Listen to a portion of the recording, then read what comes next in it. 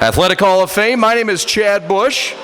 Some of you have heard me on WEMU radio as one of the play-by-play voices of Eastern Michigan Athletics, but tonight I'll serve as your MC. On behalf of Eastern Michigan University, it's my privilege to welcome you to our annual celebration of EMU's most distinguished former letter winners. This year's induction class is truly remarkable because of the impact they have had on their sport, EMU athletics, and the Mid-American Conference. I'm very excited to be here tonight and to celebrate the induction of 8 very worthy, exceptional individuals. The Athletic Hall of Fame has a 42-year rich history, inducting over 270 former student athletes. And we're excited to have a number of the past inductees here tonight. Please help me welcome back these individuals in the parade of Hall of Fame. From the class of 1992, Sue Parks, track.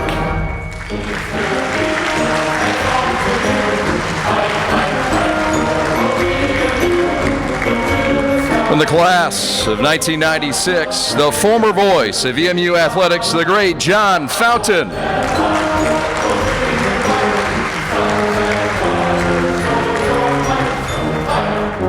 From the class of 1997, Eugene Thomas, track.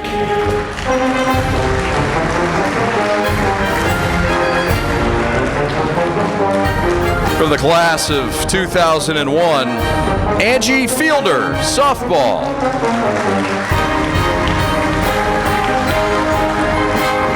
From the class of 2004, Melissa Bader, softball. Also from the class of 2004, Jim Streeter, former Sports Information Director. From the class of 2005, Dr. Rozier, the team physician. From the class of 2010, Hildred Lewis, football and track. For the class of 2011, Howard Booth, gymnastics, cheerleading, and track. And for the class of 2014, Fred LaPlante, track. Let's hear it for this amazing group.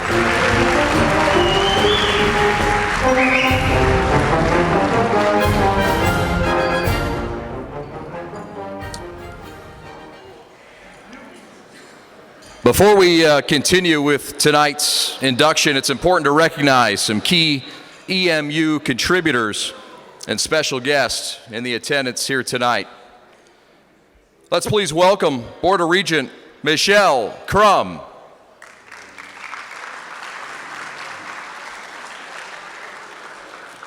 Our president here at Eastern Michigan, Dr. James Smith.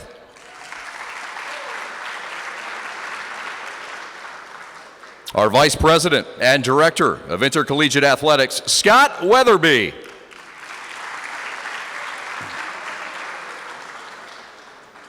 Our Vice President and Secretary to the Board of Regents, Vicky Reum.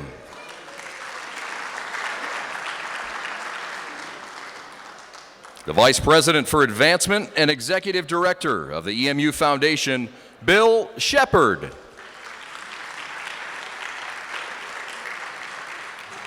The Associate Vice President for Advancement, Jill Hunsberger. Thank you all for being here. Your support is sincerely appreciated. Next, I would like to introduce the leader of a special group that is more passionate about EMU athletics than any group I know. Hall of Fame member and current E-Club president, Howard Booth.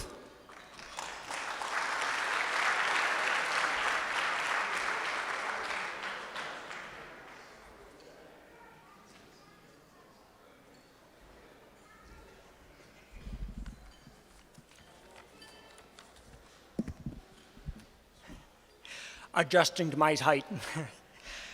Thank you, Chad. Good evening, The E-Club is proud to present the Hall of Fame induction ceremony and honor tonight's inductees. The E-Club Alumni Chapter is chartered by the EMU Alumni Association and is comprised of former letter winners. We serve the university and athletics by promoting and preserving tradition, pride, and loyalty among all letter winners of the university. And as you can see from the gathering here tonight, the E-Club celebrates the athletic success through the Athletic Hall of Fame. Our current space for the Hall of Fame was designed in 1998.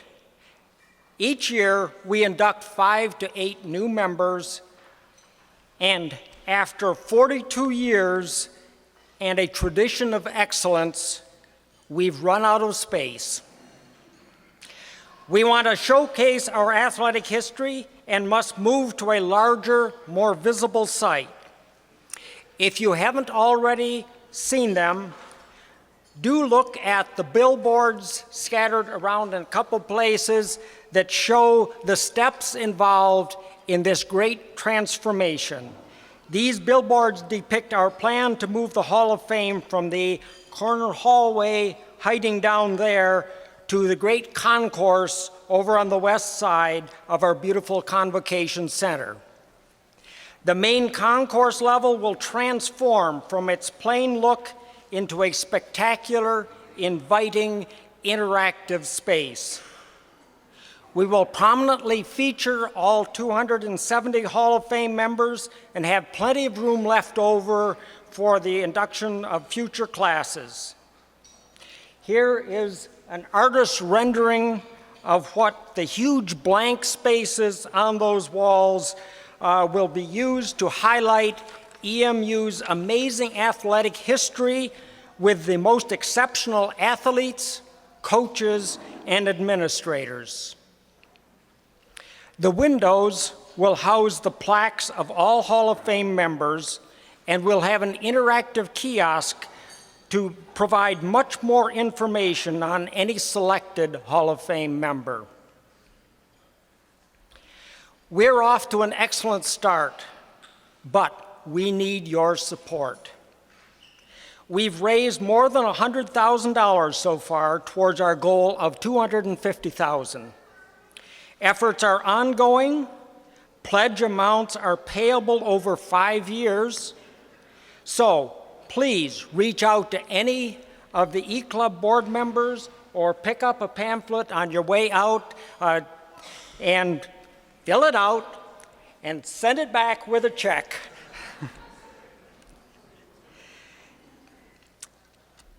In addition to the Hall of Fame, we recognize outstanding academic achievements among our current student athletes through the IPSY Awards and assist the athletic department in distributing jackets to our first-time letter winners. The E-Club is invested in EMU, our student athletes, and our former letter winners. So, at this time, I would like to recognize our hardworking board. All E-Club Board of Directors, please stand and be recognized.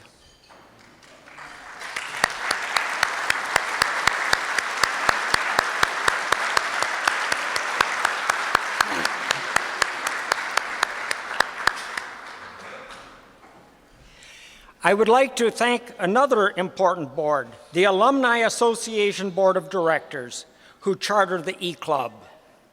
Tonight we have Alex Landon and Tom Charbonneau representing the board. Please stand and be recognized.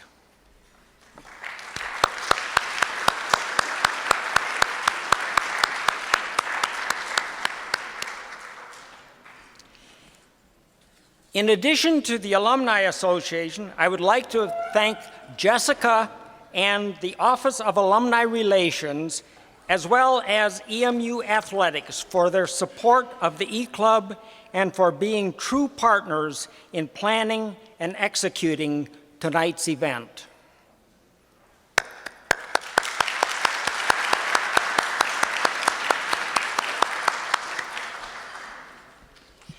On behalf of the E-Club and all former letter winners, I would like to congratulate the class of 2017. Tonight, you will join a legendary group of EMU athletes.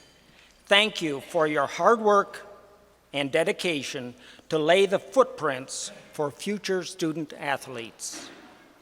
Thank you.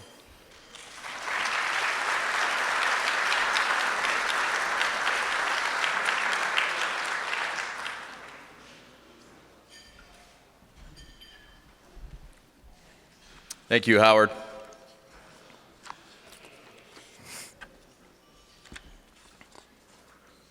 Our next speaker is the Vice President and the Director of Intercollegiate Athletics, Scott Weatherby. With more than 20 years of collegiate athletic administration experience, Scott has a track record of enhancing every department he has served. A veteran in the world of athletic administration, he became EMU's 14th athletic director in July, after spending the last 4 years at Mississippi State University. Scott, we are thrilled to have you here, and we're excited to see where you're going to take EMU athletics. Ladies and gentlemen, please welcome Athletic Director Scott Weatherby.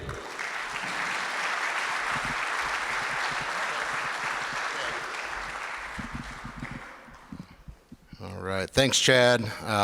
It's an honor to be here, my first Hall of Fame ceremony induction. And it's a great way to celebrate what I call Block E Friday, so I'm excited about that. Also, I'm extremely excited to lead the department at Eastern Michigan University, but I do have to take a second to kind of brag on our department as well.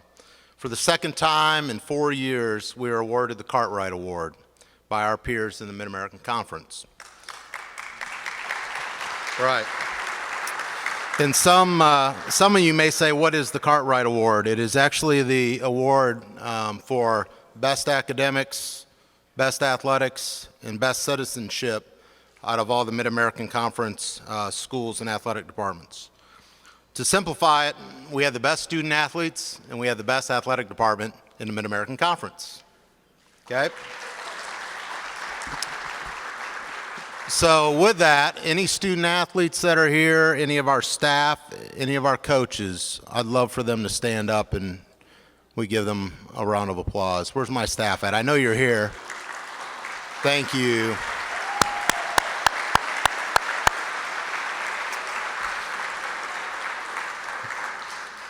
So as you can see, I am very fortunate, and I want to personally thank each of them for their hard work. You know, I don't do this alone.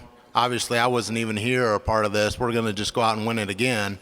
No pressure. But I have a great team and appreciate our coaches and our staff as well. I'd like to take this time to thank Howard Booth and the E-Club Alumni Chapter for their time, their support, the hard work and energy they put in to the Hall of Fame and to the E-Club. You know, Howard's leadership and his vision is helping us radically change what we're doing with the Hall of Fame in a way to honor and recognize the most decorated student athletes to ever participate at EMU. He is also helping to make the Hall of Fame more fan-friendly, more interactive. And Howard, I just want to say thank you for your leadership with that.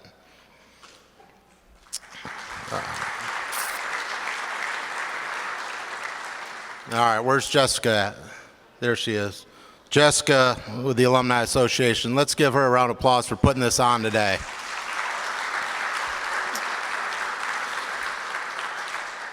You and Kathy and your whole crew, I appreciate everything you've done to pull this off, and it's been great, and your hard work doesn't go unnoticed. I'm thrilled today to welcome the class of 2017. And what a great group for my first Hall of Fame ceremony. It's great to celebrate each player playing accomplishments, and they are truly the best of the best.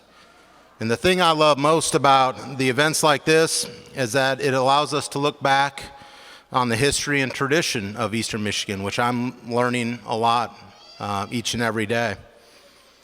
Individuals like you inspire us to build champions every day. We talk about building champions every day, and you inspire us. As members of the EMU Hall of Fame, you are among the most decorated and accomplished student athletes to ever wear the green and white. And you represent the class, the pride, and the success we ultimately aspire to achieve each and every day. What a great group of inductees. We have All-Americans, MAC Player of the Years, captains, record holders, all-tournament teams, professional athletes. We've had draft picks, MAC champions, USA team members, and now EMU Hall of Fame members. From the entire athletic department, we say thank you and congratulations to Brian, Walter, Lauren, William, Jessica, Robin, Leela, and Tabria.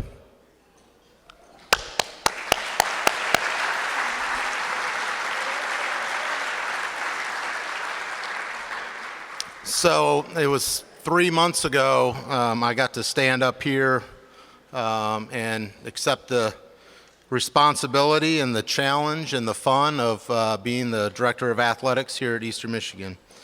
And I remember the first time I ran into President Smith. I walked into Welch Hall and was going to meet a secretary and find out where I'm supposed to be for the day, and he actually pops out, says hi. Typically, when you're on an interview, you'd think they try to hide and not see you until you have your time slot. But the president was right there and was very outgoing and put me at ease right away. And after talking with him, I said, I really have got to figure out how I can get this job. I have really got to do a good sales job, because I enjoyed meeting him and his first impression on me. So President Smith has already been a great mentor and boss these first few months. He has a great vision. We have a great team here at the university, and I'm truly honored that, along with the committee, he chose me to lead this athletic department. It gives me great pleasure to introduce my boss and your president of Eastern Michigan University, Dr. James Smith.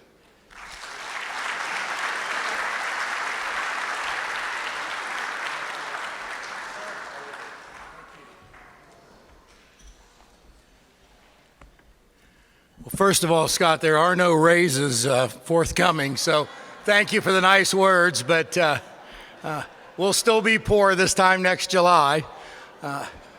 And I do want to correct, although I usually don't correct the athletic director when I come to the stage, but I sure wasn't the person that picked you. Your staff picked you, my administrative team picked you, and I think we're all very delighted with that choice that we made. Scott's going to be a real leader in moving us forward, and if you saw smoke last time you were at a football game, I promise it's going to get better, and the light show is going to get better. And actually, Scott does actually do that stuff. So I went to his office. I said, what's this can of, like, you use it for paintball or something? He said, oh, just wait till the game. You'll see. So maybe more white smoke, more green smoke. Who knows what tomorrow will bring. Thank you all for being here. Regent Crum, thank you for representing the Board of Regents. I check my phone on the 15th of the month to see if I get paid, and then I check again on the 29th of the month to see if I get paid, and I'm delighted that Michelle's here because I'm still getting paid. Those of you who work at EMU, you're also delighted that that happens. Michelle also chairs our finance committee, so it's very important that we check on those dates to make sure that salary's all coming about. Most importantly, I want to thank the folks that represent the banners behind me. The talent that we are going to discuss this evening and see and reminisce about is incredibly powerful. And as Scott said, we have folks that have done great things at the MAC level, at the national level, and had recognition that goes far beyond Ypsilanti and Eastern Michigan University. So a little prematurely, but let's do it again. Congratulations to the inductees.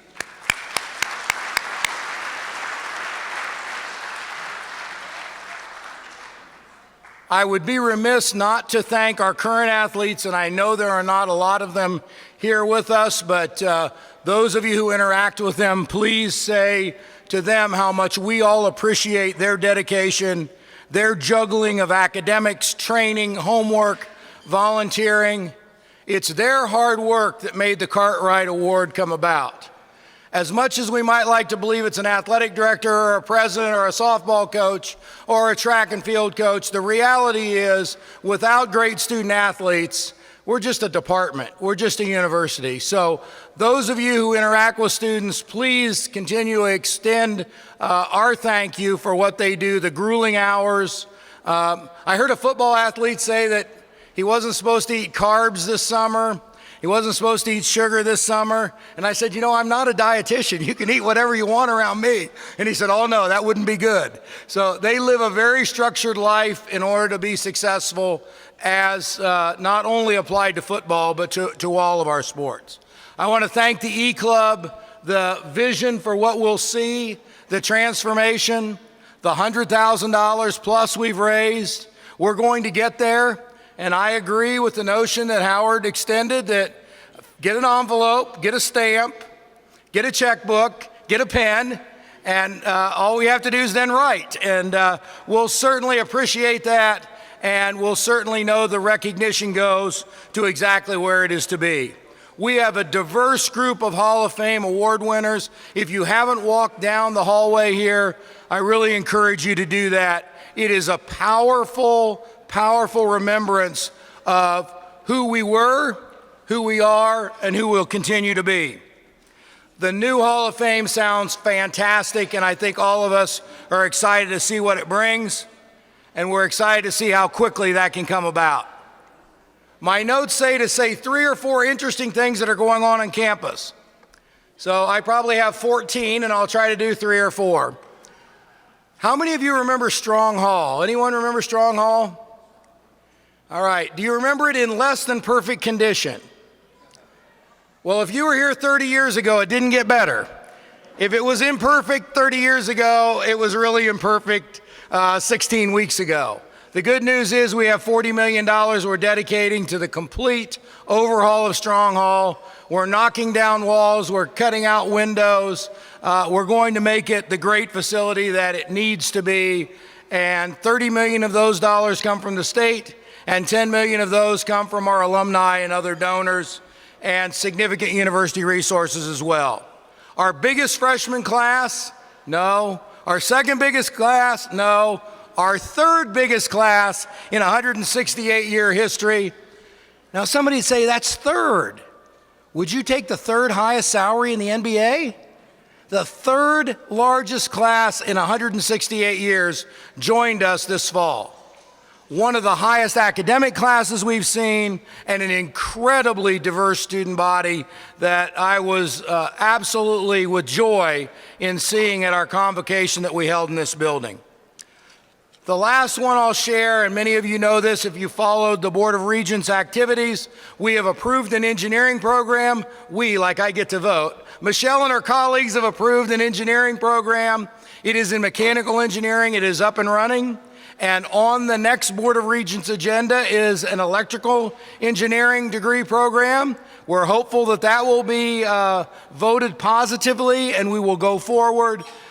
We are moving our College of Technology aggressively to a College of Engineering and Technology to meet the needs of today's Michigan and tomorrow's Michigan as well. Again, I want to thank the inductees. I want to thank all of you. I know there's a little bit of division when you do these. Some of you had one mascot and some of you had another mascot, and sometimes I get letters about one of them. So I have found the best way to close these is to draw similarities. Go green. Thank you very much.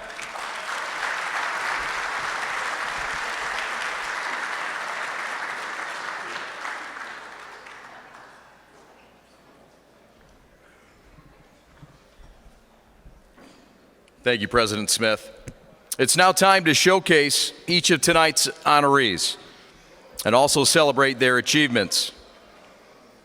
Our first Hall of Fame inductee of the night is men's baseball standout Brian Bixler. Please roll the tape on Brian.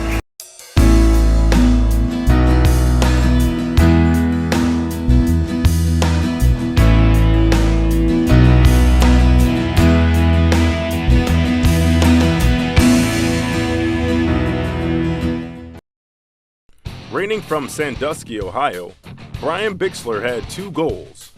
One, to play NCAA baseball, and to play the sport he loved at a Mid-American Conference school.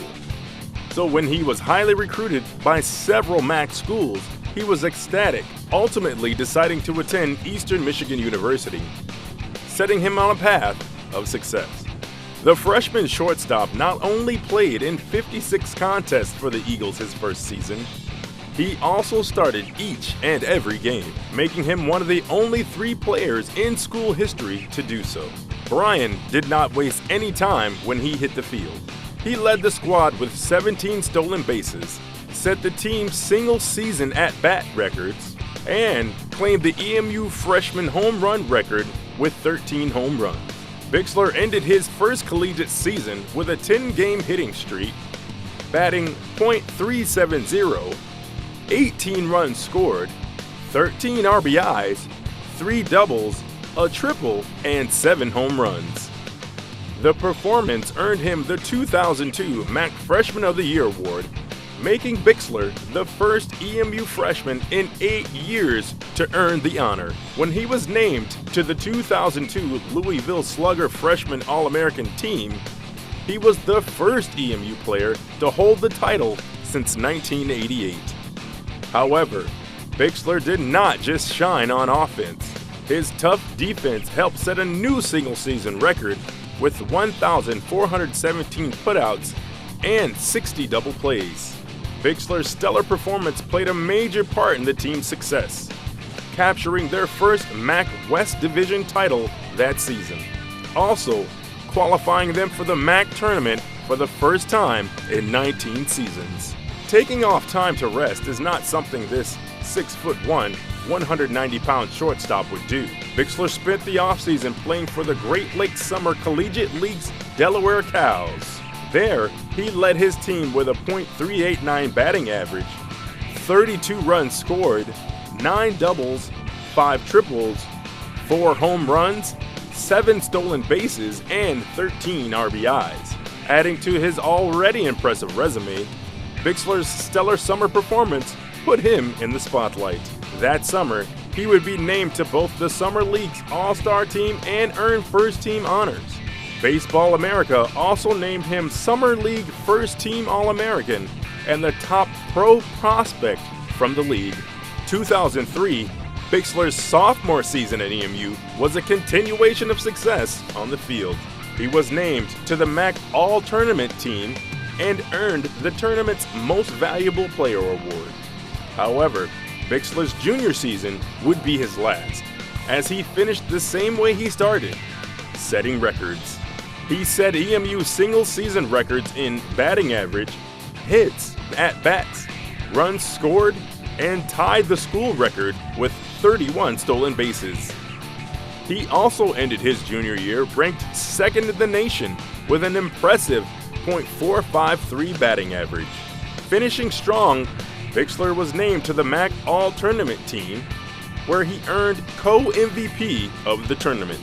He was also honored as the 2004 MAC Player of the Year. Bixler ended his career at EMU in the top 10 all-time record books for hits, RBIs, runs scored, triples, stolen bases, home runs, and batting averages. Bixler entered the 2004 Major League Baseball June Amateur Draft and was chosen by the Pittsburgh Pirates in the second round. He went on to play 11 years in the MLB, playing with various teams, including the Pirates, the Washington Nationals, and the Houston Astros.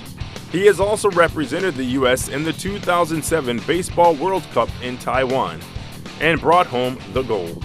It is because of his determination and record-setting career that Brian Bixler is being inducted into the E-Club Athletic Hall of Fame.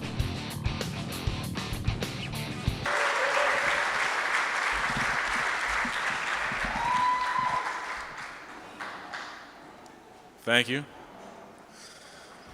Thank you very much. This truly is an honor. It's really, really cool to be up here today. Never really expected it, as a player. When I was in school here, we came here to watch one of these ceremonies as a team, and I never thought I'd be here today. I just didn't really think about it, but here I am, and it is really cool, and I really appreciate this.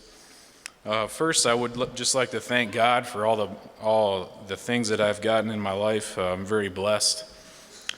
I would like to thank the EMU Club for the nomination and just for all treating me so well through this process, especially Jessica and Aziba, with all my communication with her. Next, I would just like to thank the university for everything. I had a great experience here. I loved it here. My 3 years went too fast, but it was fun, and it was very very good for me as a young person to grow and to be physically mature and into being a man, and I really appreciated everything EMU did for me. Just really quickly, I'd like to thank, as a player, I'd like to thank all the athletic trainers we had with Bill Tuscany and his staff.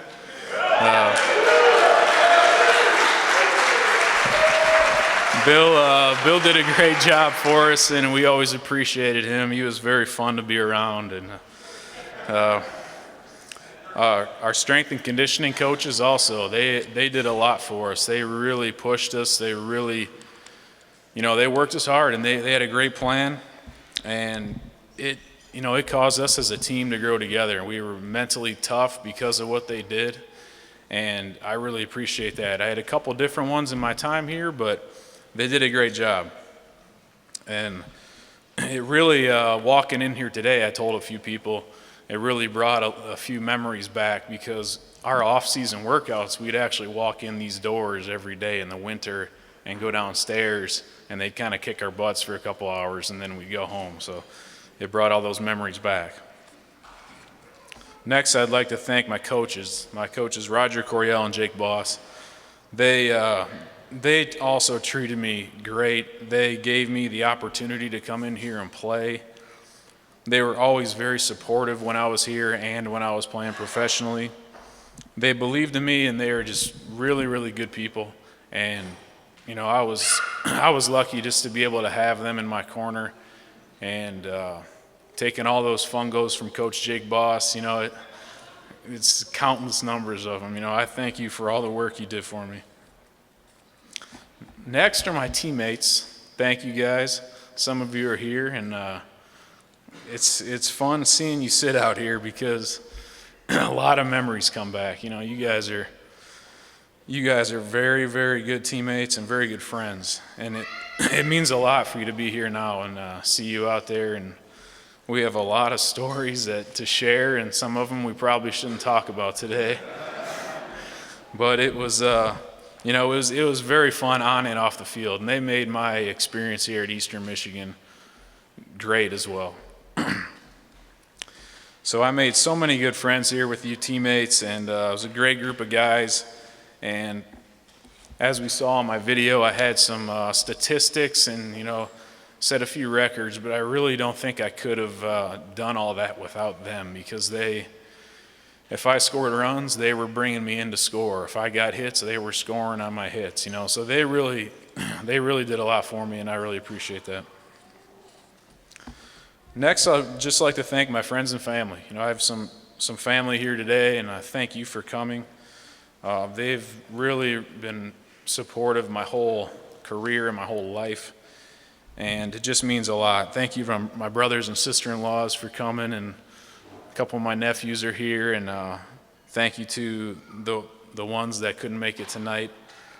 But they were always very supportive of me and still are, and my family means a lot to me, so thank you guys. Next, my mother-in-law and my father-in-law. They've always been happy for me, always supported me, and they've always made me feel welcome and comfortable. So most of all, I want to thank you for your daughter. But I can thank Al a little bit for some baseball knowledge, because the very first date I had with Jess, we came back to their house and he showed me how to turn a double play in the kitchen for about an hour. So it was, thank you for that. Next, I want to thank my grandparents.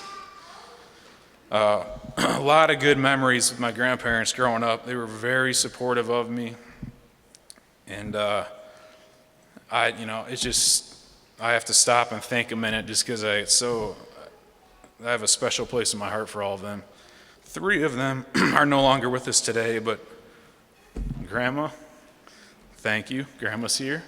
Thank you very much. Next is my brother Mike. Oh man, always been a good supporter of mine. My best man at my wedding, best friends growing up.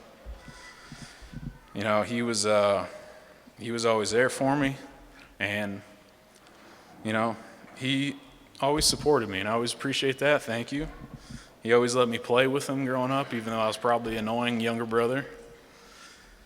And he was actually a great athlete himself, and he was bitten by the injury bug a few times. And after 2 ACL surgeries when we were young, I think he was still faster than I was.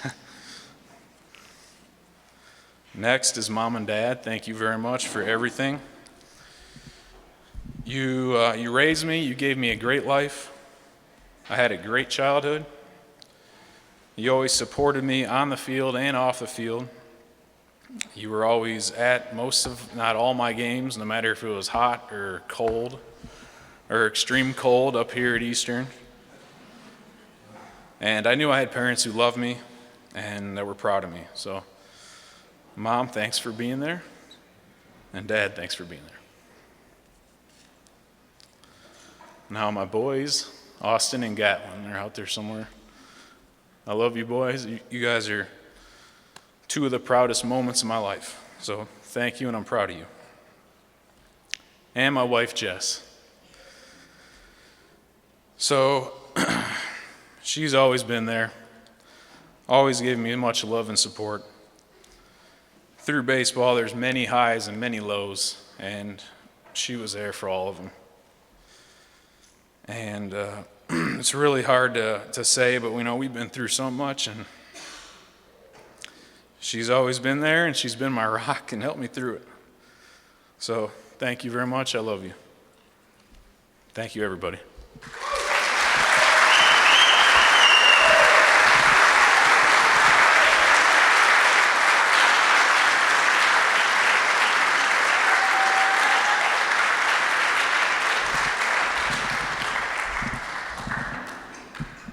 Congratulations, Brian. Our second inductee left his mark on the football field. Please enjoy this video of Walter Church.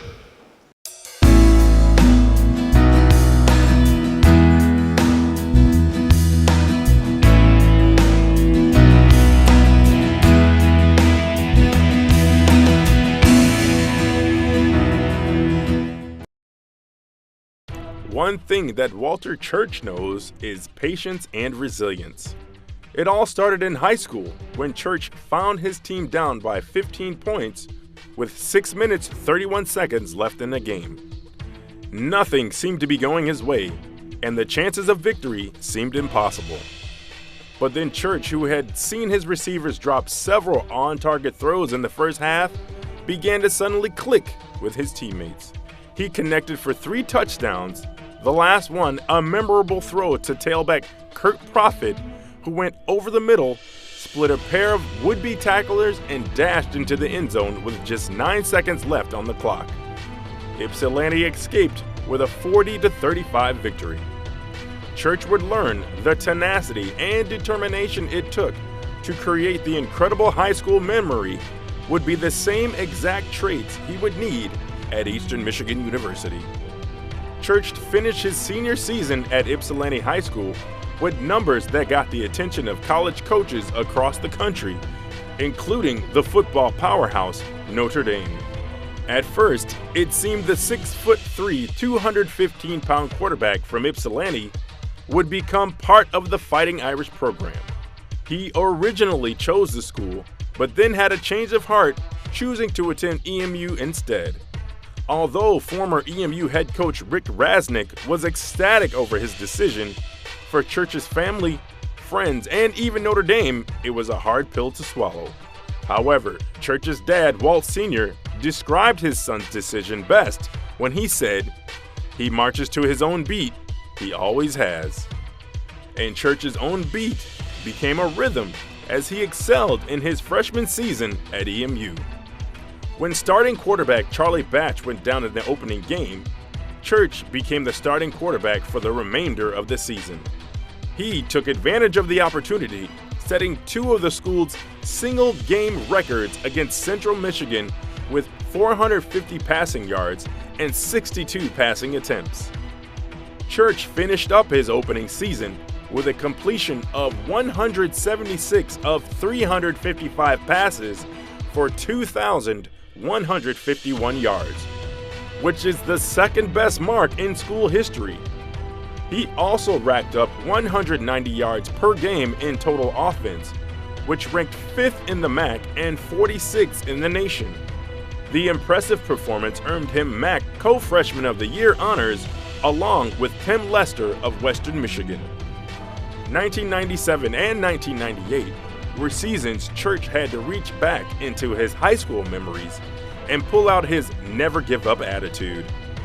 After being redshirted for the 1997 season, Church returned the following year as the starting quarterback, only to suffer an ankle injury that sidelined him for the final games. Despite the injury, he was able to accumulate quite a few highlights, including teaming up with tailback Eric Powell for an 89-yard pass play at Western Michigan for the longest pass completion in EMU football history. Church finished the 1998 season with 2,650 passing yards and 13 touchdowns. He ranked second in the MAC in passing yards per game, second in total offense, and third in passing efficiency. He even hit NCAA charts, ranking 13th in total offense per game. Church was also building up accolades in the classroom. He carried a 3.8 GPA in mathematics, which would place him first-team All-MAC academic and would earn EMU's Elton J. Rynearson Award for the EMU football player that best combines athletic ability and scholastic excellence. After the obstacles through his junior year, a big change was needed to elevate Church's college career. So when EMU changed out its coaching staff for the quarterback's final season, it could not come at a better time. Just as timing is critical for a quarterback on the field, it proved just as important behind the scenes. With a new system and new head coach in Jeff Woodruff, Church was given the opportunity to finish his career the way it started. Just as he needed to exercise patience, playing behind one of the best quarterbacks in MAC history, he now needed to do the same in learning and executing a new system. It turns out, the change of scenery was the jolt that was needed. Church had a successful final season, finishing his EMU football career with school records for completions, attempts, yards, plays, and total offensive yards. He was also named the team's most valuable player. Despite all the accomplishments, Church once said, "It's not the records that he holds most dear, it's the people, the blood, the sweat, their tears, all the things no one sees." It's because of the impact and legacy he left at EMU that Walter Church is being inducted into the E-Club Athletic Hall of Fame.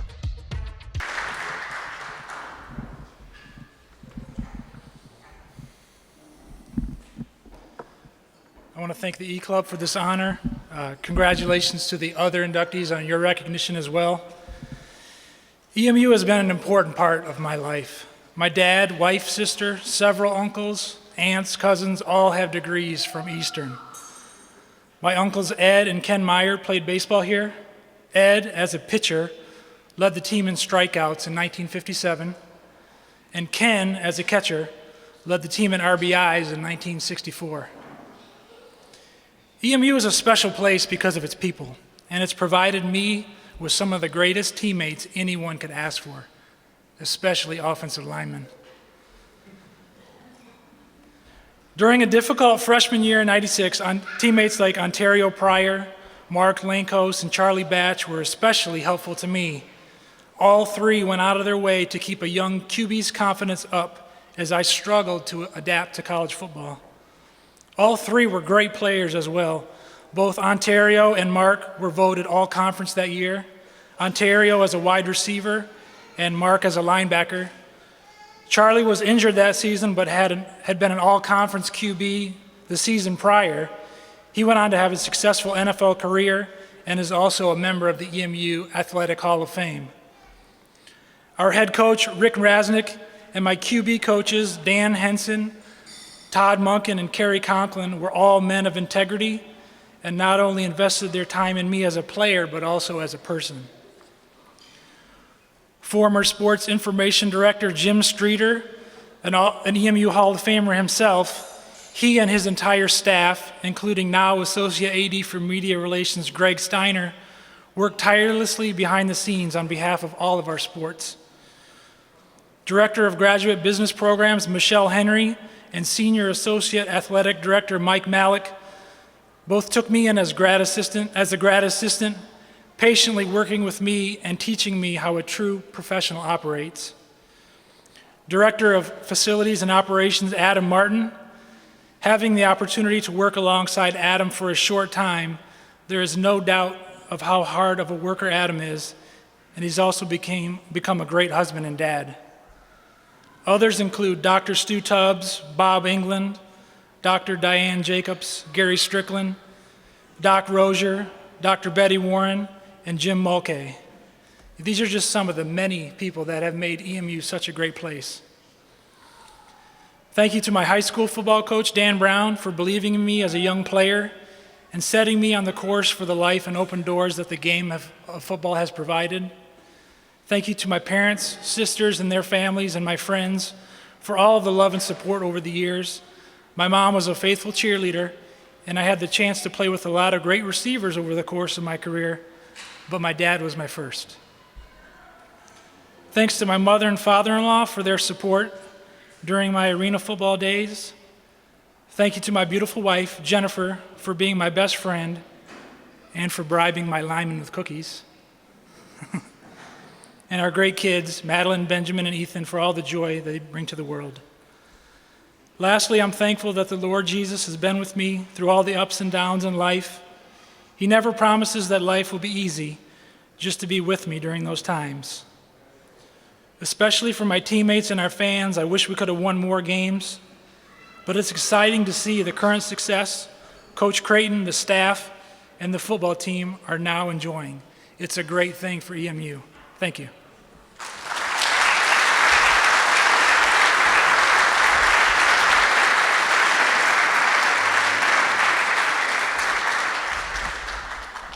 Congratulations, Walter. Our next inductee was a former EMU softball standout, Lauren Clark. Let's roll the film on Lauren.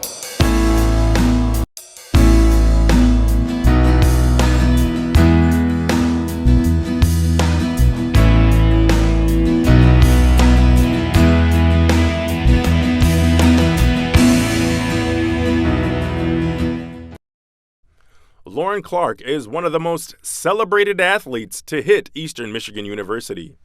The softball phenomenon, who hails from Flat Rock, Michigan, collected numerous accolades during her tenure at EMU. Clark is a 4-year letter winner, starting all 4 seasons as the team's shortstop. Her freshman and sophomore seasons were extremely impressive, setting her on a track to take over the school's home run record. As a junior, Clark led the MAC with 7 home runs and 10 runs batted in. In April of the 2006 season, she impressed with a record-setting week that earned her MAC Player of the Week. The acknowledgement marked her 3rd weekly award for the season. The week consisted of Clark hitting 2 home runs, which gave her 11 for the season, breaking the 10-year-old EMU single-season home run record. She also knocked in 7 home runs and smacked 3 doubles. She did all of this while totaling a 1.143 slugging percentage.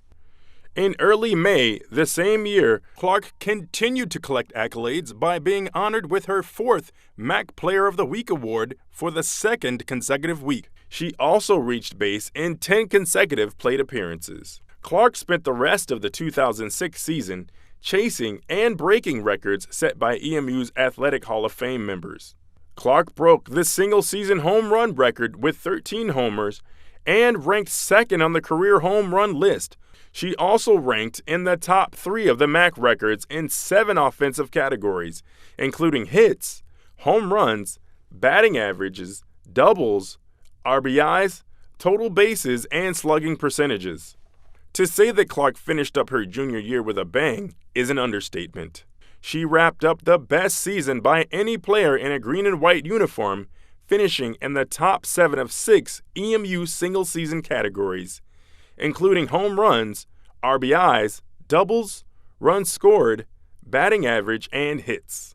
This impressive performance earned her the 2006 MAC Player of the Year, making her the 2nd player in school history to receive the honor. Clark was also named All-MAC First Team, joining her teammate senior Katie Grins. The two became the first pair of Eagles to earn first-team honors in the same season since 1996. Clark continued to establish herself in the postseason, helping the Eagles garner their best performance in the MAC tournament since 1999. She was named to the 2006 Great Lakes All-Regional First Team, making her the 3rd Eagle in EMU history to earn this recognition. As a senior, Clark started out the campaign in a 3-way tie for the EMU home run record. However, she moved ahead of the pack during the MAC season opener, hitting a 2-run shot to center field, her first home run of the 2007 season. The round tripper was the 20th of Clark's career. Clark finished up her senior year by being named MAC Player of the Year for the 2nd straight year, batting .433 in conference games and closing out her final season with a total of 24 home runs, breaking the all-time record. She also received the honor of being named to the Easton All-American team. It is because of her hard work and skillful talent that Lauren Clark is being inducted into the E-Club Athletic Hall of Fame. Hello, everybody. I'm a little more nervous than I thought I'd be, so I'm just going to set that down and just say it from the heart.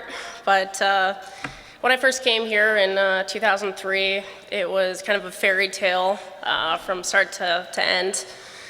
Coach Baird, Karen Baird, actually took a chance on me, watched me play basketball in high school, just saw me on the court, liked my hustle, and said, I want this kid here at EMU. So I do appreciate that for the chance. My freshman year, it was difficult. I think we had 7 wins, mostly losses.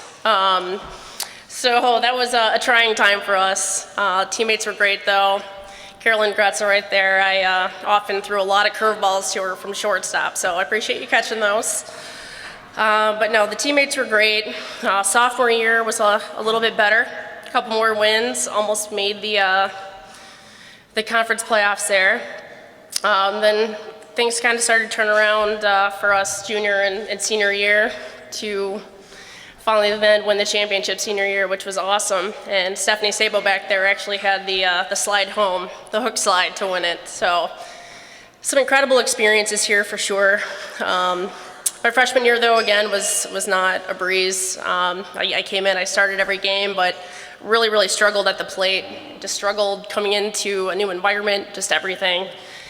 And Coach Skeeter back there really just changed up my swing, really gave me a trigger, actually something to work with other than just some athleticism. So thank you, Skeeter, for that. It turned my batting average from a 200 into about a 330, so there was a little bit of a difference there. Thank you. But just starting out my life, I just remember being outside until dark every single night, playing basketball, softball, doing whatever it took to just stay active. And I just remember my dad teaching me how to hit left-handed against the pole barn when I was maybe 5 years old. So I thought he figured out it probably would have come in handy later in life, being a lefty. So I really appreciated that. Unfortunately, I didn't have the speed to go along with it, but fortunately I had some power. Other than that, I just want to, thank my mom back there for coming to virtually every single game. I really do appreciate that. So many, dollars spent on travel teams and gas money and taking me to practice and games, so I really appreciate that. Again, to my teammates, without you guys, none of this would have been possible. Just like Brian said in the beginning, I never, thought I'd see myself here. So it's just a great honor. And in addition, my biggest fan is my dad. He's no longer with us. He passed away last year, but I know he's looking down at me right now, and he's with us. So thank you, everybody.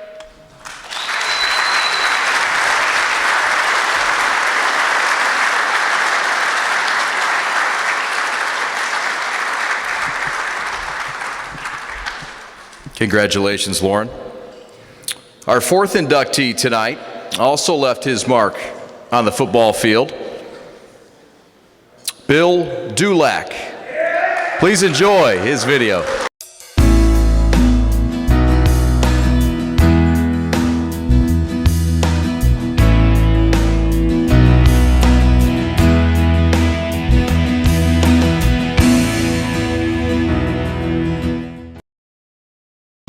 Bill Dulac is known to be a tremendous force on the football field.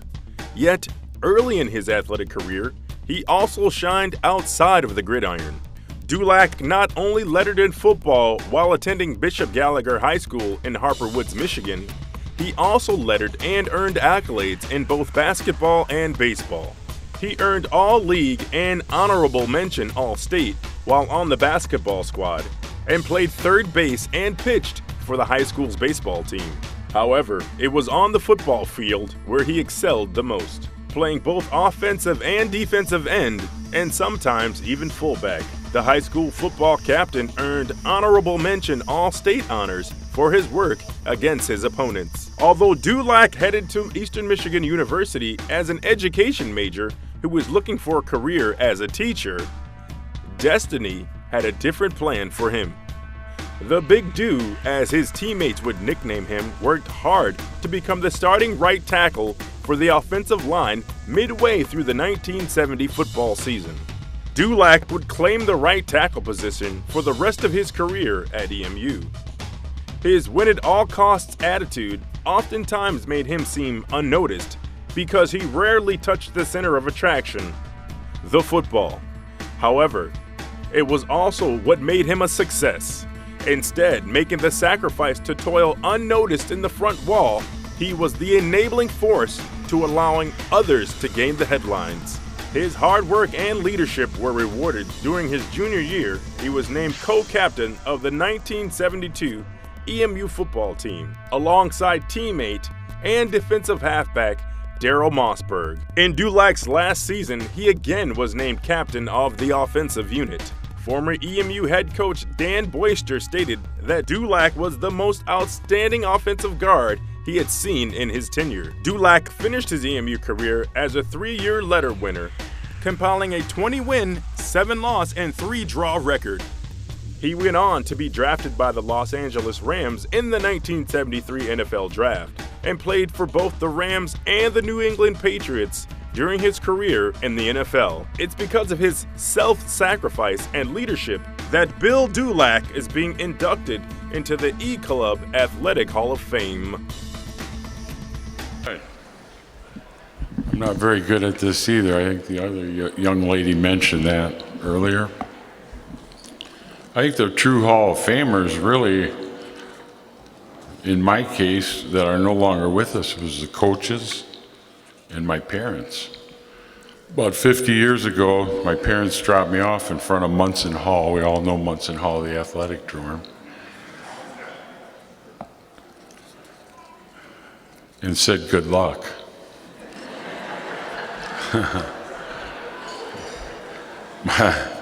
My dad was a tough bricklayer. He says, "Go get 'em, kid."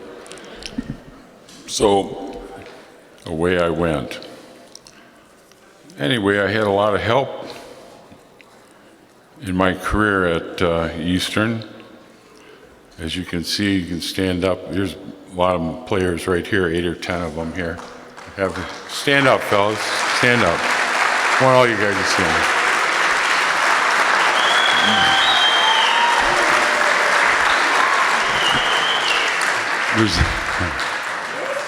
Every year there's not as many as there was the year before. We're starting to disappear. It's been almost 50 years since my parents dropped me off at Munson Hall. It's a long time ago. It went by fast. We were one of the first teams that played out here at Rynearson Stadium. We had some great players. We had a lot of depth. I think depth was one of the things that's overlooked on any good football team. And I got a quick little story for you. We had second stringers that played in the National Football League. We had Jim Peterzak that played behind Ted Hand. Ted Hand's Larry Hand of the Detroit Lions, his brother. He was our center. And behind him was a fellow named Jim Peterzak that played 13 years for the New Orleans Saints. He was a second stringer for Eastern Michigan. You won't find that very often. We had 12 guys go to the pros.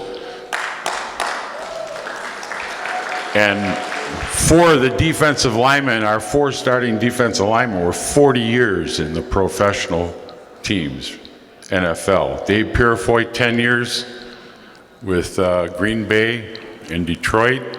He played on one leg for 4 years with Detroit. The fastest defensive lineman I've ever witnessed ever in my lifetime. We had Larry Ratcliffe, a running back who could outrun pursuit.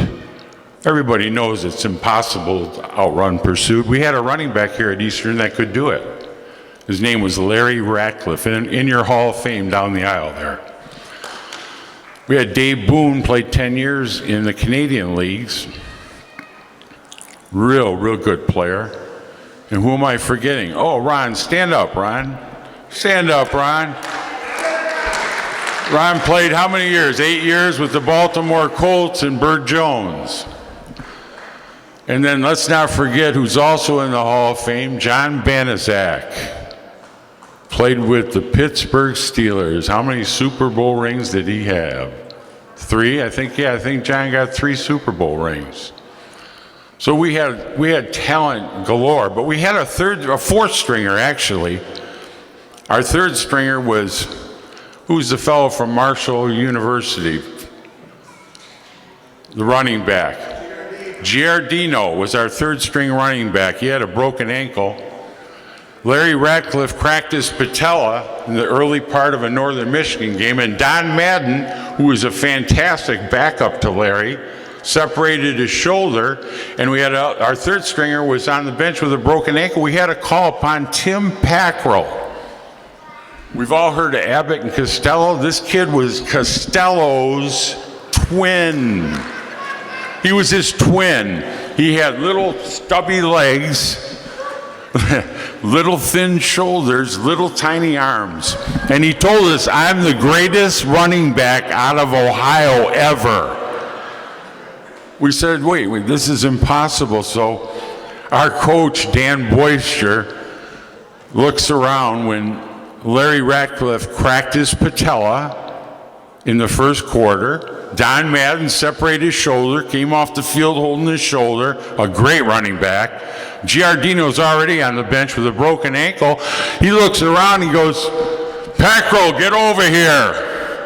Packrell comes running over. "Hi, Coach." "Yeah, Coach." He says, "Okay, let's show us what you got, Tim." "Okay, Coach." He comes in the huddle. He gets in the huddle. We're looking at him. "Come on, Tim, you ready?" You give it one of those, one of those. We're all looking like, wow, what's going to happen now? 167 yards later and 3 touchdowns, we beat Northern Michigan with a 4th stringer. A 4th stringer. That's how tough our team was. We had a Hall of Fame team. It wasn't about one guy or 2 guys.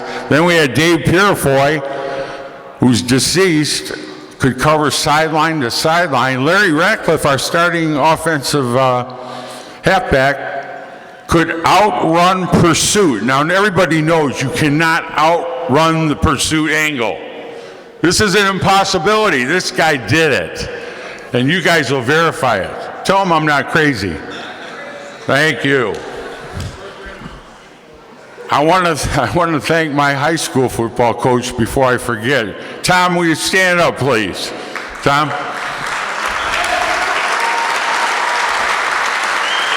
Tom's a graduate of Hillsdale College and a great running back there. Just a young guy. What are you now, 80, Tom? Huh? We're all getting up there, aren't we? That's the thing, you know, we've lost so many players, it's a little frightening. Every day you wake up, you're glad you can tie your own shoes. I want to thank my lovely wife, Kathy. Kathy, could you stand up, please? No, she won't stand. Lauren, my lovely daughter, Lauren, stand up, Lauren. Lauren, give it a bow. Lauren was Teacher of the Year in what district? Where? What'd she say? Ferndale, District of Ferndale, Teacher of the Year, my own daughter here. I think it runs in the family, I don't know. Anyway, it's been a great time. I was on the field earlier tonight with the team, or this afternoon. What an honor to go out there with a football team. The only team I ever went out with was the team I played with. I'd never been out talking to a team before. It was just fantastic. I was bonding. I wanted to go out there and snap a few and get right out there. I was ready too. But anyway, Eric Wallane, thank you. He got a hold of my other daughter in Australia on Facebook to track her down, to ask her, please, could you call your father and tell him that we'd like to honor him. So thank you, Eric, for doing that. Other than that, I can't think of anybody else to thank. That's about it for me. And I want to thank everybody for coming in.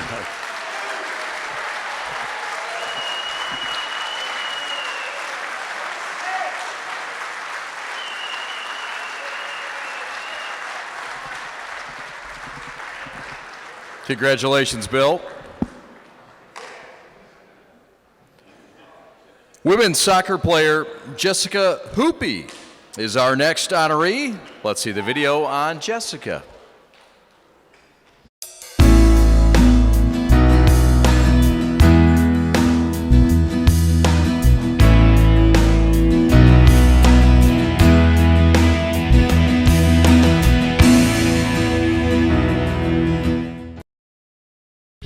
Jessica Hoopy learned perseverance early on as a toddler, when she had to undergo 5 surgeries that took bones from her toes and put them in her hand. Even today, she can barely touch her middle finger with her thumb. However, she was able to overcome the early setback and competed in basketball and soccer at Waynesville High School in Southwest Ohio. By the time she graduated, she was the all-time scorer in soccer with 129 goals, named Player of the Year, and was a 3-time first-team All-Western Star League member. Hoopy took that momentum onto the soccer field into her college career at Eastern Michigan University. Although head coach Scott Hall admitted Waynesville was the smallest high school he had ever signed a soccer player from, he also admitted that Hoopy was the biggest catch of his coaching career. Hoopy stormed onto Scicluna Field in 2000 and never looked back. She became a 4-time letter winner and a 4-year starter as a forward. In her first season, she was second in scoring with 16 points and punched in 6 goals and 4 assists. She continued forging ahead in her sophomore season, setting a new school record with 12 goals. She also led the team with 29 points for the season, which was the 4th in the MAC, and she was also named to the All-Tournament team and 2nd team All-MAC. In her first 2 years alone, she accumulated 45 career points, which placed her 4th in school history for scoring. Although Hoopy made several memories on the soccer field, it was off the field that there was a highlight to remember. Hoopy was selected as a torchbearer for the 2002 Salt Lake City Olympic Games torch relay. She was part of the team that carried the Olympic flame through Dayton, Ohio. The torchbearers were nominated by friends and family who told the inspirational stories of the participants. For her junior season, she continued to be an inspiration and set records. She earned the single-season records for goals in a season with 17, and also points in a season with 39. Hoopy not only excelled on the soccer field, she was also an outstanding student. She was selected as Academic All-MAC in 2002 and 2004, named to the Verizon Academic District 4 second team in 2001 and 2002, and earned ESPN The Magazine Co-SIDA Academic First Team, and All Great Lakes Regional Second Team in 2004. During her senior season, the Eagles co-captain broke the school record for points scored in a career with 102, and also led the MAC in scoring with 18 points. Hoopy finished her EMU career holding career records for goals scored with 49, and points with 117. She is also 3rd all-time in career assists with 21. It's because of her perseverance and tenacity that Jessica Hoopy is being inducted into the E-Club Athletic Hall of Fame. Thank you, everybody, for being here tonight. Before I get to thanking all of the fabulous people at Eastern Michigan University, I need to take a minute to thank my amazing parents. As the video mentioned, I was born with an upper limb difference, and it left me without full function in my left hand. And before the age of the internet and kind of endless information and advice, my parents went out there and tirelessly searched for things that made me see success in myself. And one of the things they found was soccer. And from pretty much the time I could walk until the last game I was on the pitch, they were there. And I'm not kidding, every single game they were there. If we were in Arizona, Colorado, North Carolina, it didn't matter, they came and made sure that I felt supported. And so this honor is in large part to my parents, Dennis and Judy Hoopy. Thank you, thank you.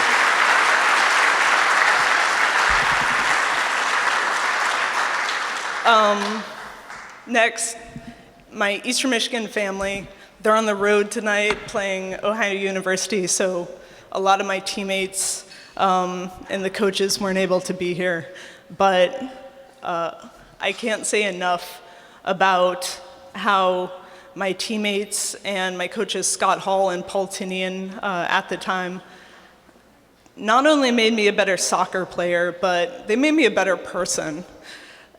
I'll never forget my junior year. We were playing Miami of Ohio, and we go down. It's a really grueling game.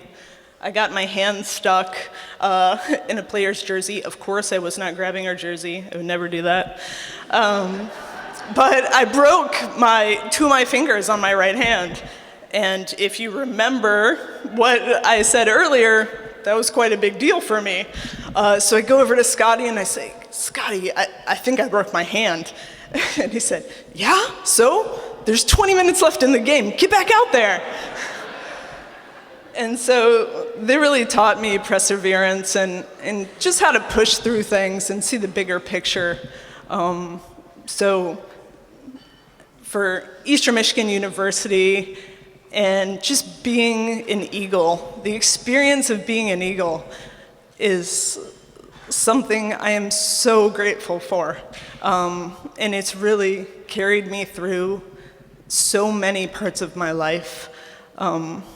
That determination, that power that confidence that you get being an athlete and playing on the field is something that translates to so many parts of life that I think when you're in it, you probably take for granted. But now looking back, as a wife and a mother of two, it's immeasurable, I guess is probably the best word for it. So lastly, I need to take a minute to thank my family, thank my son Oliver and my daughter Ellison who are here tonight. And they really helped me keep it real. We'll play soccer in the backyard, and Oliver, it's his favorite sport right now, and he'll say, "Mom, that kick wasn't that good." So he really lets me know when I need to sharpen my skills back up. And I need to thank my super supportive wife, Liz, who wasn't there during the time that I played at Eastern, but has helped me welcome every single challenge thereafter. And now raising a family and being a physician, I can't think of a better person to face those challenges with. So congratulations to my co-inductees, and thank you everyone for being here. Truly appreciate it.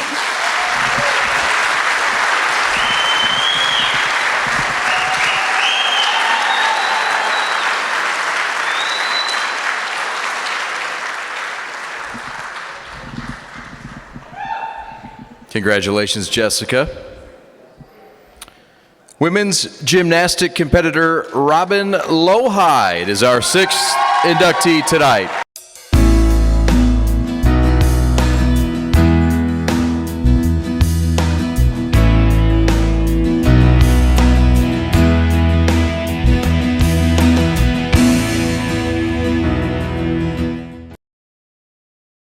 Columbus, Indiana native Robin Lowhide stepped on Eastern Michigan University's campus in 1990 and never looked back. Once given the opportunity, this outstanding gymnast stood out above her competition, always working hard and surpassing any and all expectations of her coaches and teammates. By the time she reached EMU, Lowhide could have already been considered a veteran of the sport, having been a gymnast since the age of 3. Although Lowhide's club team folded just before high school, she still graduated from North High School as the best high school gymnast in the state of Indiana. When it came time to head off to college, Lowhide's raw talent and authentic athletic ability is what caught the eye of EMU gymnastics coaches. As a freshman at EMU, Lowhide had to adjust to the collegiate level of sport, absorbing as much as she could from her coaches and teammates. Adding a number of new skills to her already extensive gymnastics resume. A true competitor at heart, Lowhide would push herself to become one of the best gymnasts in EMU history. The 4-year letter winner quickly began boasting team bests on the uneven parallel bars that tied an EMU record, and also recorded a team best in the all-around. This had her coaches convinced that Lowhide would soon be a contender for the Mid-American Conference All-Around Championship. In 1992, Lowhide's junior year, she was named MAC Champion All-Around Runner-Up. Lowhide was flying high as she was named to the MAC All-Tournament team in 1992 and again in 1993. As her confidence grew, so would her leadership and excellence. Lowhide was named team captain in her final season wearing the green and white. During her senior year, her streak of success continued as she was the MAC champion in the all-around, beam, and floor exercises, earning her the Senior of the Year award from the Mid-American Conference and EMU's Most Valuable Gymnast. Lowhide also made history for becoming the first MAC women's gymnast to qualify for the NCAA Division I Women's Gymnastics National Championship, where she scored a 38.775 in the all-around at the NCAA Central Regional Championships held at Louisiana State University. She achieved this historic feat by scoring a 9.65 on the vault, a 9.75 on bars, a 9.625 on balance beam, and a 9.75 in floor exercise. Lohide graduated in 1996, leaving her mark in the EMU record books, setting records in vault, bars, floor exercise, and all around. It is because of her exuberance and excellence that Robin Lohide is being inducted into the E-Club Athletic Hall of Fame. Hello. Okay, I have to forgive my voice. This is not my normal voice. I tried to get out of the speech by losing my voice this week, but it came back this morning. So, it was the summer of 1989, and I was 17. I had just graduated high school. My parents, my brothers, and I had just driven 5 hours to a weird place called Ypsilanti to meet my new teammates. Coach Steve Wills had organized a softball game and a picnic for his gymnasts and their families so that the new recruits could meet the team. As my mom spread out our picnic blanket, I sat down alone and wondered what I would say to these strangers, what they would think of me, and if I had what it took to compete at this level. I looked at my parents and I said, I don't like this place, I don't like this people, and I don't belong here. Just then, a smiling young lady bounded over and plopped down next to me on the blanket. She said, "Hi, I'm Bethany." She was a freshman too, but she already looked like she felt right at home at Eastern. She chatted me up for a few minutes and then dragged me off to meet everybody else, and the rest is history. I know my parents would agree that if it weren't for Bethany that day, I don't know if I would be standing here tonight. In fact, there are a lot of people who helped me along the way to receiving this incredible honor. My coaches and teammates in Columbus, Indiana, my brothers Ben and Brad, who are here tonight. I'm really sorry about the hundreds of hours you spent in the bleachers listening to the same floor music over and over and over. And my friends who always cheered me on. If it weren't for my parents taking me to practice every day and to meets all over the country, paying for over 15 years of my training, and suffering every ripped palm, sore muscle, and bruised ego right alongside me, I know I would not be here tonight. I would never have gotten this far. Steve Wills, my coaches Steve Wills and Darren Dorsett, and my teammates, some of whom are here tonight, thank you for coming. They saw something in me that I didn't even see in myself. They taught me how to harness my insanely competitive drive and how to lead a group to reach a common goal. And of course, they also caught me midair more times than I can count. Thanks for saving my life. I've used what I've learned here at Eastern, not only as a student athlete, but as a friend, a coach, a mom, and now a special education teacher. I'm so thankful for the friends, lessons, and memories I carry with me from my time as a Huron. Where are my Hurons? Yeah, all right. Actually, I was both, but I'm gonna identify as a Huron. I think I'm the last of the incoming Hurons. I'm grateful to the E-Club for inducting me into the Athletic Hall of Fame. And now I can honestly say that I love this place and I love these people. And after tonight, I feel like I will always belong here. Thanks.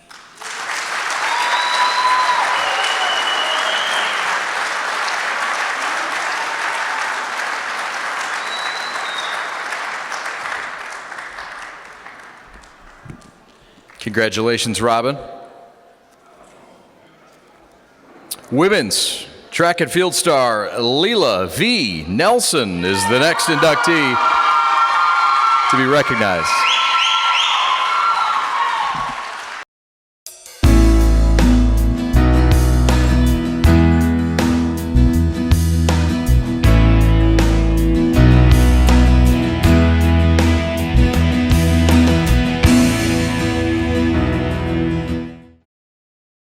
A native of nearby Detroit, Michigan, class of 2005 graduate Leela V. Nelson found her place at Eastern Michigan University.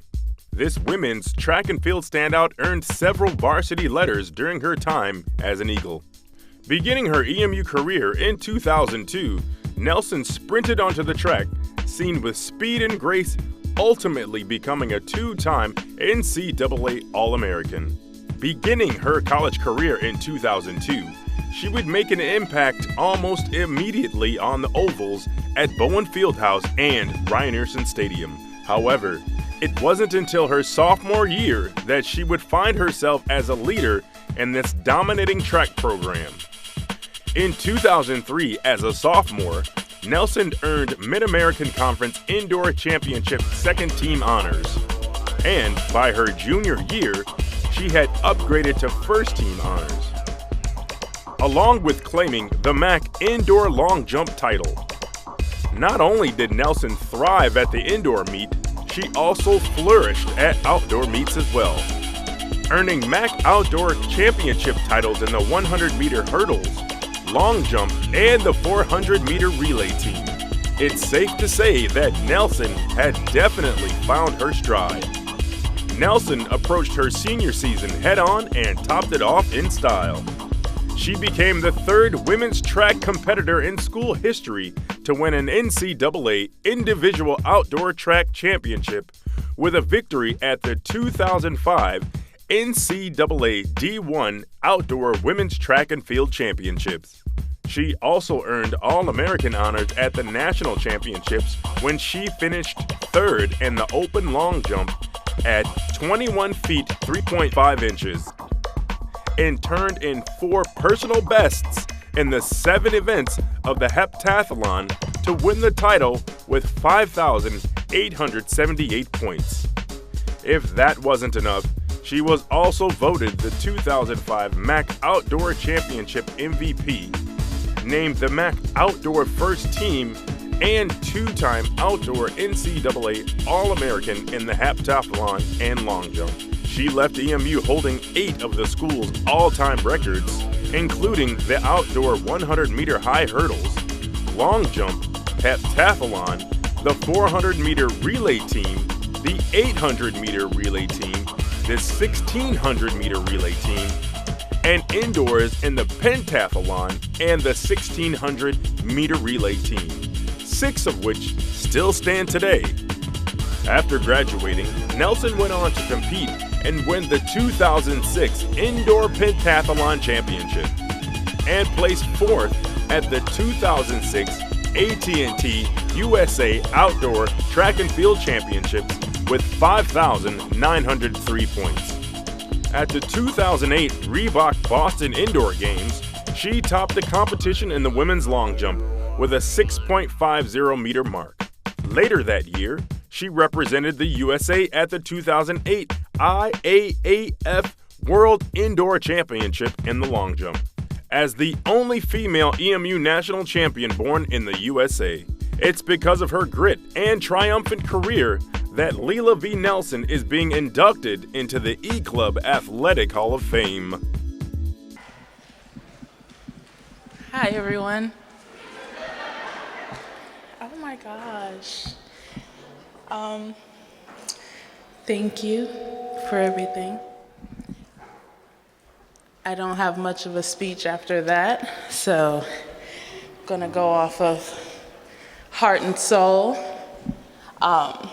Thank you for everything, everyone. Anyone that is here supporting me, feel free to stand, since y'all wanted to stand so much when I was coming up.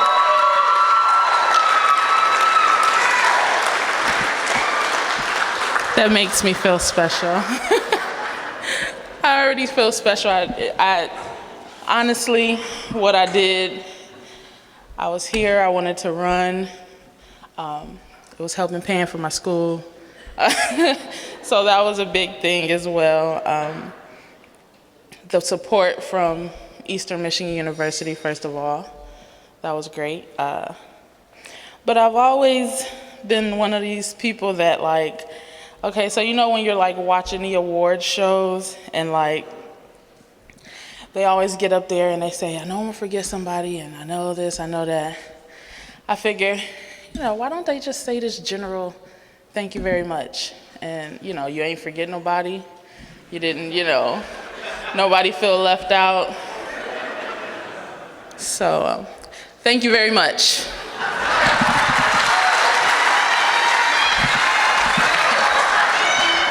Just kidding.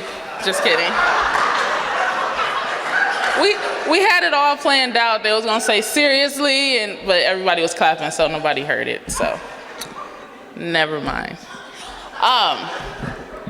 When I got the call about being inducted, I was at work. I kind of ran out of the building after I kind of skimmed the voicemail, because iPhone, they transcribe the messages.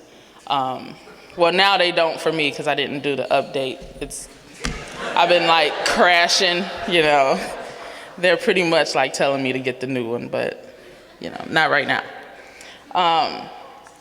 So I did do notes, but my speech, it was just going so I was all over the place. So I figured, from the heart, that's what I would do. So this is what I'm about to do.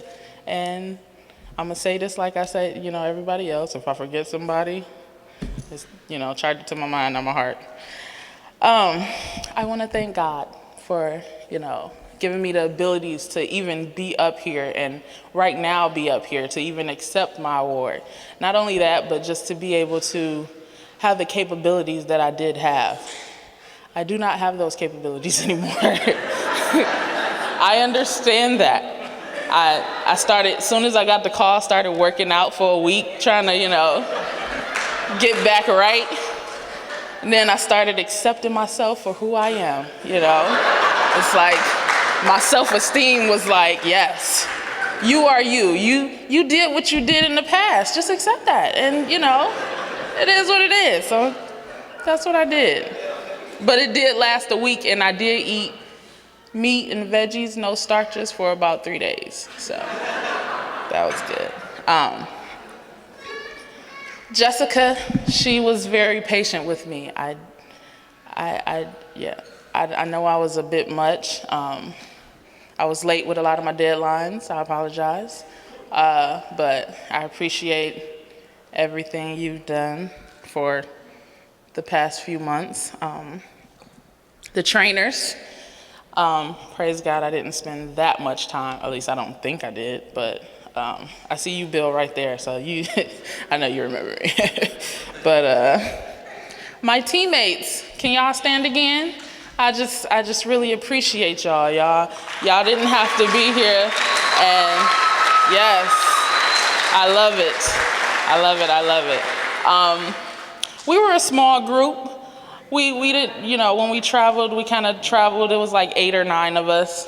We went to nationals that way as well, and me watching while I was long jumping. I couldn't run the relay, but I was I was on the thing ready to jump, but I see them running, so I'm cheering, and it's time for me to jump. But I appreciate them. It's just a strong knit group, and we've held each other down even after the fact, after we've graduated, and that's good too. My family, my mommy, she's here. Mama, stand up. Where you at? Oh, there you go. Hi, Mommy.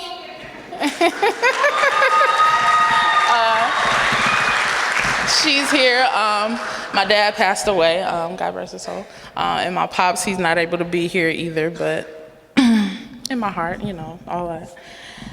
My siblings, Doug, Holly, Dia, Darren, Spot, Kobo, Tamika, Tino. Is that all of us? Yeah. I love y'all. Appreciate you. My aunties, uncles. Have a few of them here. I appreciate y'all. My school principal, Miss Spite, she's here. I appreciate that. My high school coach, Mark Parker, he had me running and I didn't know what I was doing. He would say run and I would go, so that was that. Miss Giles and Brandon, they were super supportive. It was like, why are y'all, thank you. Why y'all so, oh, thank you. The support was unreal. It was it was like I felt like one of theirs, and I appreciate that. Even to this day, like, I still get the support. I can call Brandon and he'll like tell me what I'm doing wrong, or, well, not now because I don't run now, but a few years ago. So, the support was just so real. I appreciate that. What else? Let's see. My host of friends that came. Oh yeah, my host of friends that came from all over. Christy from Hampton, Virginia. Let me tell y'all about Christy. She's never been somewhere that had a basement. So she was excited. She saw a laundry chute for the first time. In Virginia, it's like tide water, all the, water everywhere. So, she was excited about that. Not all the other stuff in Detroit, but the laundry chute in the basement. So that was awesome. My sister-in-law, Rhonda, appreciate you. You're so beautiful. I love you. Keith Paul Jason, he used to run with us on the track team, women's track team. He used to run with the ladies team. And what's crazy is I don't think my coach would have let anybody else do that. But it was like a matter of like, he was out there, and we would be like, oh, hey, Keith. And he was like, hey. And he'll just start running with us. And it was just great. I appreciate that. And, him and his wife, Javon, they're here. They look beautiful. So nice for that. Shatana, I love you. My bestest. Tell me you love me back. Oh, okay, good. Am I missing anyone? Oh, yes, I am. All my coaches. We had Matthew Bingle, who recruited me. I was a special case, and I understand and I admit that. And he was willing to put up with me and my issues as far as like me being scary and timid. Like, I know that video didn't show that really, but I am like a shy person. So yeah, Coach Robert Lynch, he was the one that discovered my talent. He knew my sister ran, and there was no escaping it for me because she ran, she was great, and so that meant I was gonna be, and that was it. 10th grade, I had to run, and that's what I did, and now I'm here. So yeah, we got Mark Parker, Coach Robert, Matthew Bingo, who could not be here. He's in Minnesota, he gives his best. Coach Steve Lewis, who could not be here. He was my everything. He found in me what I didn't see, other people might have seen, but he brought it out of me. I was gonna say this whole I wasn't gonna cry, but I already knew I was gonna cry, especially talking about him. He was just a special person to me, and he would have really liked to see this happen for me because he felt like I deserved it from a long time ago, and he saw it before I did. So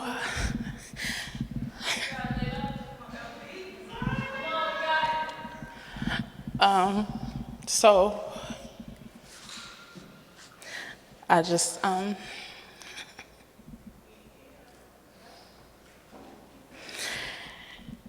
he meant a lot to me. Let's just leave it at that. Who else?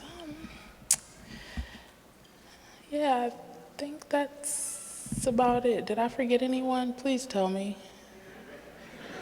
Yeah? Oh, yeah. Okay, so yeah, after Eastern, after Coach Lou, then I went on to train under Scott Hall, who was at Wake Forest. He brought out the professional athlete in me, because it was completely different from, Eastern athlete. Eastern athlete was like, we didn't have a lot of worries, but as a professional athlete, it's completely different. You have to do things so differently, and so he helped me learn that as well as like just dig deeper into what, my skills were. So Scott Hall, I appreciate you. And then from there, I went back to training with Coach Lewis. And then from there, Aldrin Gray at Hampton University. And that's where I am now, Hampton, Virginia. So I think I'm done now. Thank you so much.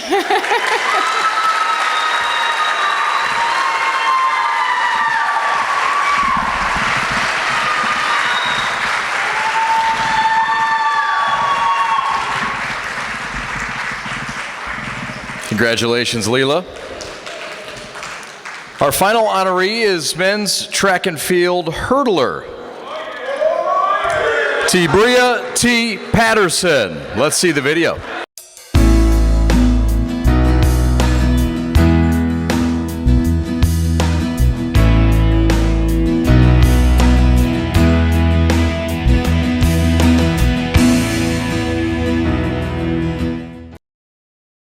Tibria T. Patterson is one of the most impressive hurdlers in Eastern Michigan University men's track and field history.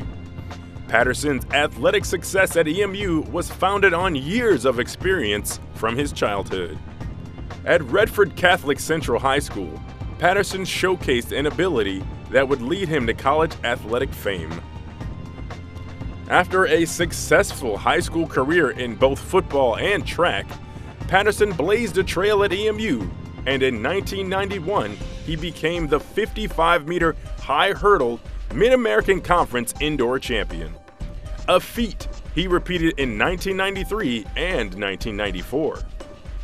In those same 2 years, Patterson proved himself on the outdoor track, as well as earning the MAC outdoor titles in the 110-meter high hurdles with times of 13.6 and 13.67. Although Patterson ended his EMU career on top, it was his sophomore year that he faced several hurdles, and not just the ones on the track. After facing 2 surgeries, he returned to action only to miss qualifying for both the NCAA indoor and outdoor meet by 1/100th of a second, even though he had qualified twice before. Patterson had clocked the qualifying times twice in the outdoor season, but NCAA officials rejected the times because meet organizers did not use the proper timing systems. Patterson was quoted at the time saying, "When I think of all the aches, pains, and all the trials and tribulations I've had to deal with, it gives me all the incentive I will ever need." Truer words have never been spoken. In 1993, Patterson improved on his already lightning speed. However, this time, he would do it as team captain. In 1994, he was again named team captain and went on to claim the MAC indoor title in the 60-meter high hurdles, as well as earning NCAA Division I All-American honors. That year, he was also named MAC Most Valuable Performer at the Outdoor Championships. Patterson ended his career setting the state of Michigan collegiate records and EMU records for the indoor 60-meter high hurdles with a time of 7.69 seconds and outdoor 110-meter high hurdles with a time of 13.6 seconds. Both records were previously held by Olympic gold medalist and EMU alumnus Hayes Jones. Patterson still holds the EMU record for the 55-meter indoor and 110-meter outdoor hurdles. Patterson proved during his time at EMU that it is not how fast you start the race, but how strong you finish. After graduating in 1998, Patterson continued his passion for track and field and went on to be a track and field coach at various levels of competition, including high school and college, where he would teach the same mantra. It's because of his endurance and persistence that Tibria T. Patterson is being inducted into the E-Club Athletic Hall of Fame.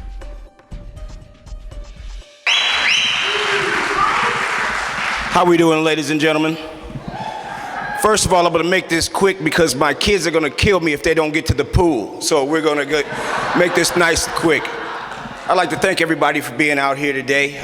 My family, my wife, my children. It means a lot for you guys to be out here. So I'm gonna start with the hardest part first. I'm gonna start with my coaches. Bobby's not able to be here, Bobby Parks. My man, he's the one who got me, and he introduced me to so many wonderful people that I can't thank him enough.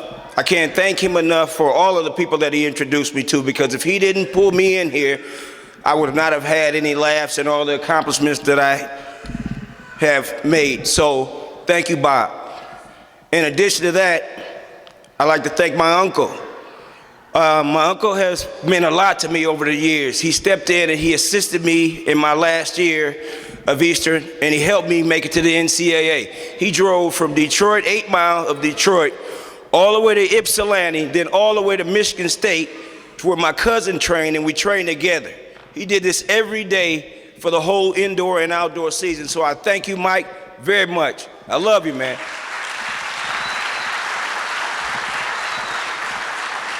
And then the guy who I recruited, Eastern Michigan didn't recruit me, I recruited this guy. I kept calling him 100,000 times. He didn't even know I existed. I called him Jack LaPlante until he kept saying, hey man, my name's Fred. You know, Fred LaPlante.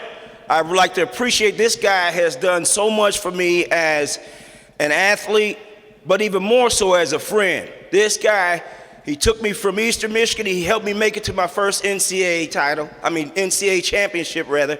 I got overstepped. I wish I would have had a title, but it didn't work out that way. So I thank him for that. But in addition to that, he not only took me to Lehigh University with him. He left Eastern Michigan, he went to Lehigh, and he pulled me right along with him. So I thank him for that. Freddie, I love you. Thank you. You will always be my friend and my mentor. Okay?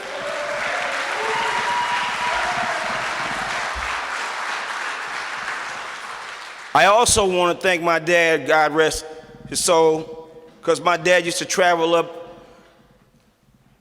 so many days in snowstorms just to watch me race.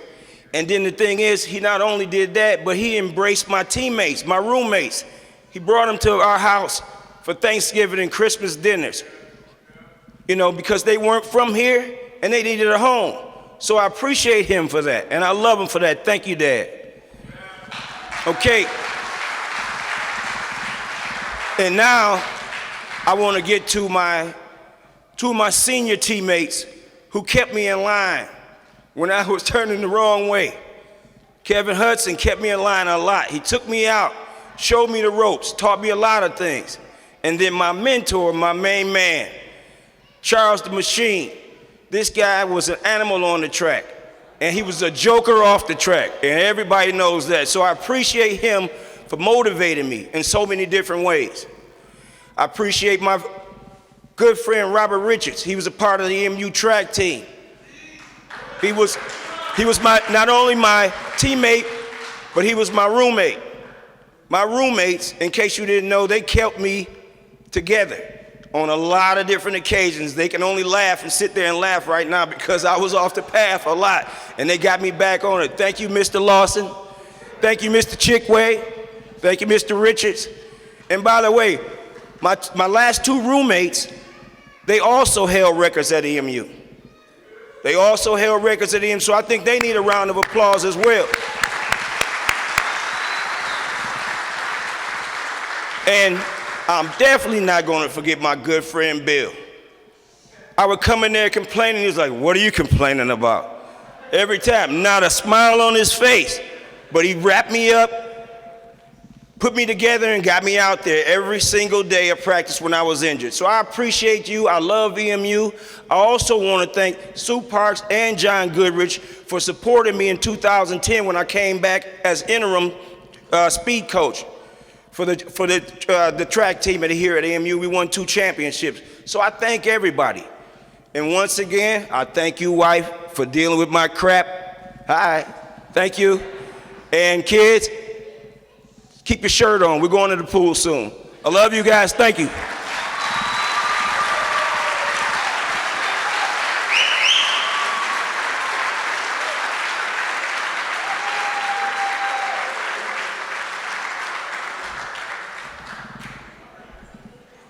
Congratulations, Tibria. All right, it's time to do this thing for real. Let's do the official induction. And at this time, I would like to get Scott Weatherby and Howard Booth to come up to the stage to assist with the presenting of the plaques.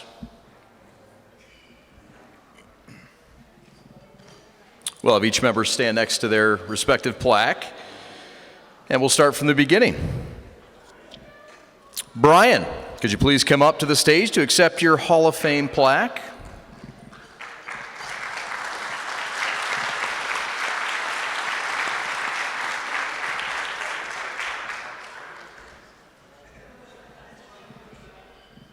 Walter, please come up and accept your Hall of Fame plaque.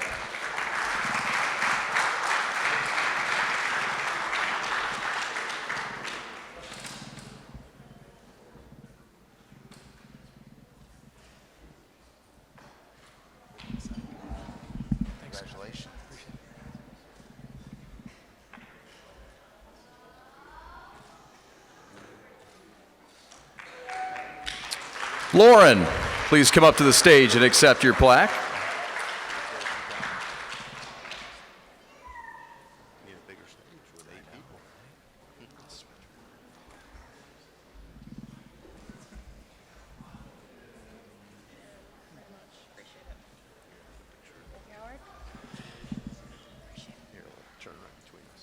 Right here? Yep.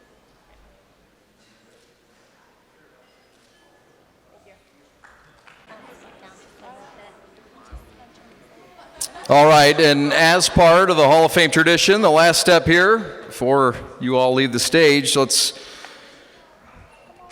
do the Eastern Alma Mater as part of this Hall of Fame tradition. Eastern Sacred Alma Mater, to your name we shall be true. Ever marching on to victory, we'll stand by to see you through. Softly floating on the breeze, verdant green with white of snow, this, our banner, we will carry in our heart where we go. I'm not going to sing it for you if you thought that was going to happen.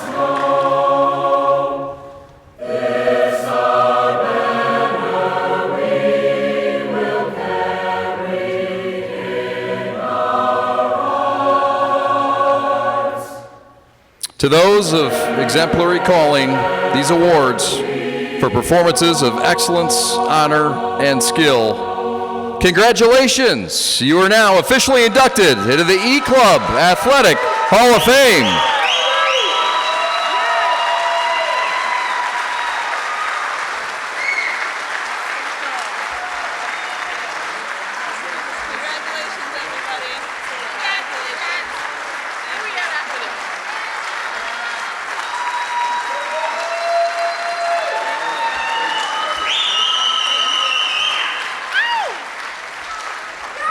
All right, one last time for these inductees of the 2017 Hall of Fame.